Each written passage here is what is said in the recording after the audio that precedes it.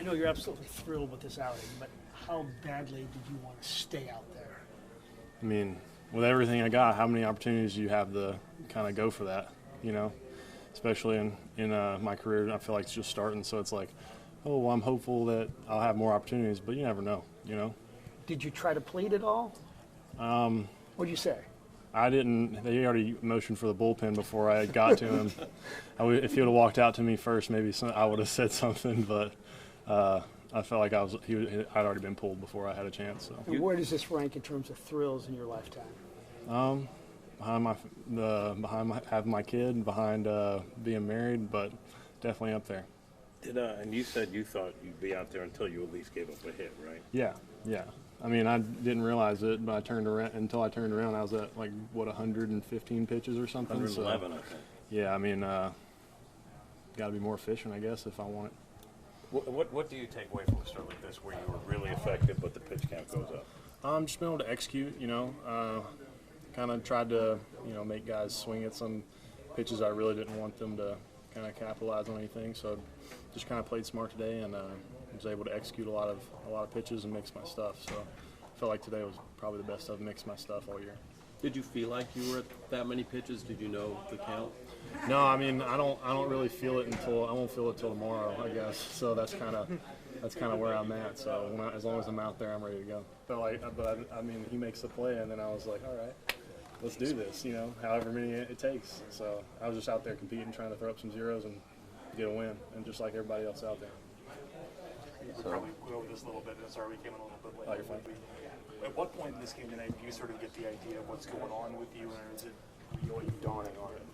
I really didn't know it was like a no-hitter until I got into the clubhouse and I heard the announcer say it. So whoever, kind of jinxed it. But no, I was just playing. But I didn't really have a real idea until I came off the field.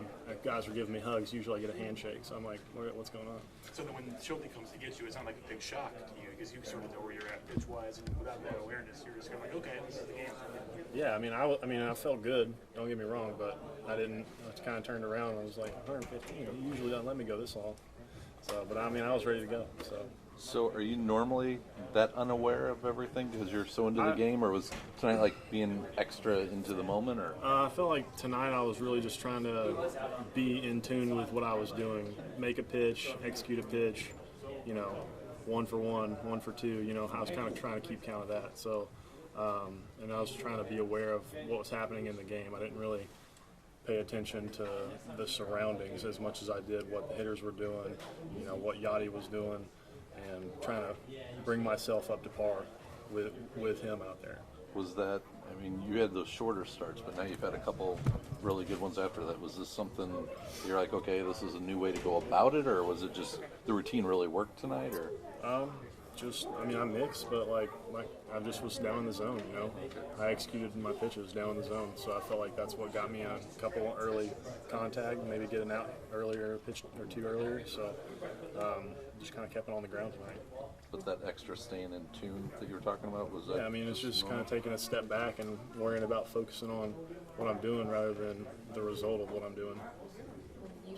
When you faced the Brewers earlier this year, their left-handed hitters got beat a lot. How are you better equipped to face left-handed batters now than maybe you were at the beginning of the year?